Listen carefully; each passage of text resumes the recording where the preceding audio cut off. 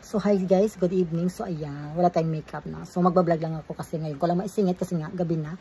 So before tayo matulog, mag-share tayo ng ano. So ito guys is awareness po ito. So sa mga gusto mag-business, sa magtatayo ng business, may balak mag-business o sa may business na. So ayan. So before anything else guys, so tara nag-English tayo. So bago natin simulan natin yung mga pumunta tayo dun sa dako na kung saan. So, i-share ko sa inyo guys paano ako mag-interview at mag-hire ng staff o tauhan ko sa aking business. So, ayan. So, ngayon guys, so, ang business ko guys, so alam niyo naman, siyempre salons, parlor, so ayan. And then, meron na akong 3 branches, which is, successful naman siya kahit papaano, minsan mahirap, at ngayon po ay taghina. So may mga time talagang taghina yung salon at dito talaga nasusubok yung ang katatagan sa pagbibusiness. Pero siyempre wag kang susuko ng bongga-bongga. But anyway guys, so start tayo paano ako mag-interview or mag-hire ng staff. Kasi ito guys, mapupulutan niyo po ito ng aral or warnings to sa inyo sa mga nagbi-business o gusto mag-business, gusto magtayo ng business like me. Okay?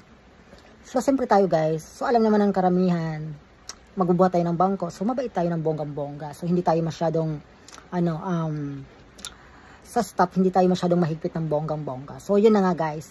So, siyempre ako, ang hinahanap ko is senior stylist, nail technician, beautician, all-around beautician. So, by the way guys, yung pagpapasahod ko guys sa, sa staff po guys. So, depende po yung, kumbaga may mga option po ako sa staff na mag-a-apply or sa mga applicant ko sa hinahire ko na staff sa salon ko.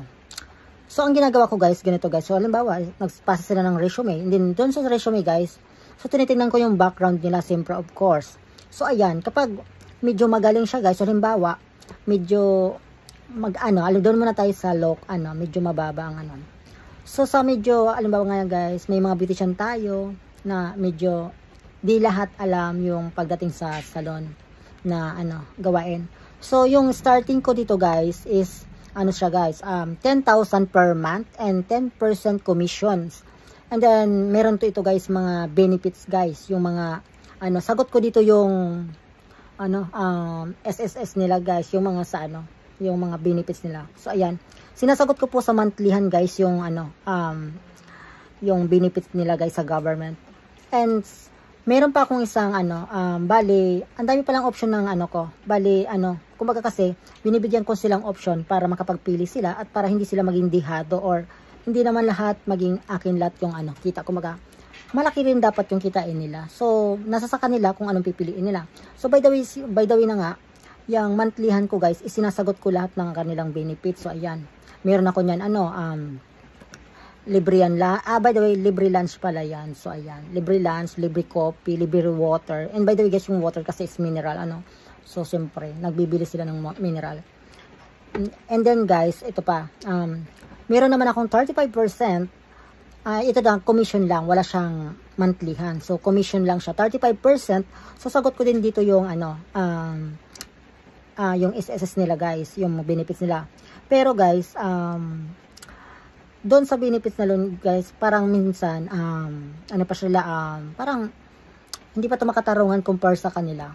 So ang ginawa ko guys, siyempre kinikwentahan ko sila kung ito magugustuhan nyo ba ito. Pagpapili ko talaga sila na gusto nila. And then meron pa akong isang option guys, which is 60-40.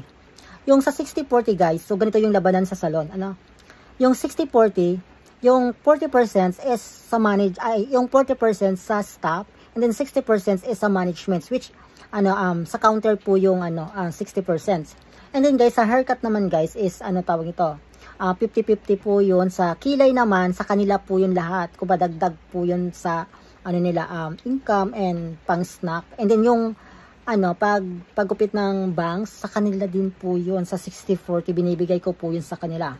So yun na nga guys. So ito po guys is pang beautician po itong salary to guys. So mostly guys, so siyempre bibigyan ko sila ng option so kung saan sila mas komportable. So yan, kinikwentahin ko ganyan. Halimbawa ngayon guys, sa 1,000 pesos na service fee ng client. So kung 40% guys, so 400 doon guys sa kanila na mismo guys. Sa kanila na yon, di ba? So, ayun, di ba? Napakadali lang. Pero kung 35% guys, nasasagutin ko yung SS nila, is makukuha lang nila dun sa 1,000 pesos is 350. Di merong nakaltas na 50 pesos. Sa isang service lang yon. O, di ba? Sayang yung guys, di ba? So, yun explain ko sa kanila kung ganyan-ganyan. Then, say, ba't pala tayo doon sa 60-40? Sa 60-40 guys is, sa 60-40 is, hindi ko sagot guys yung yung benefit nila. Sila mismo maghuhulog. So, ayun, okay naman sa kanila. So, kaya go. So, ayan, hire na. So, hindi ako, minsan, pag may yung mga applicant ko, kilala ko naman, may kakilalang kakilala ko, ganyan, kumare ko, ganyan, etc. O, kamag-anak, etc. Ganyan. Hindi na ako masyadong nagchichiburechi sa mga detalye ng kanilang buhay. So, ayan, resume lang, carry na, ganon. Minsan, hiningian ko lang ng barangay clearance, ganyan. So, yun na nga, guys. So, ito yung, isang, way ko, paano ako mag-hire ng staff. So, ayan. So, nakadepende po sa skills nila. Kung halimbawa,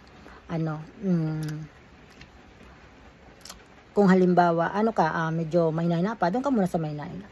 So, ayan, So, by the way, guys, ito po lang po pala, guys, yung, way pa paano ako mag-hire at yung pasahod ko sa, So, medyo para mayroon akong dito, yun, yun, paano ako mag-hire. So, ayan. And then, ito na tayo sa kwentuhan na ganito, guys. So, next tayo, part 2 nito. This is a part 1. So, ito na muna yung pasahod for awareness sa ating staff. Para step by step tayo at malaman nyo kung ano nangyari sa akin at baka makarelate kayo o ganyan.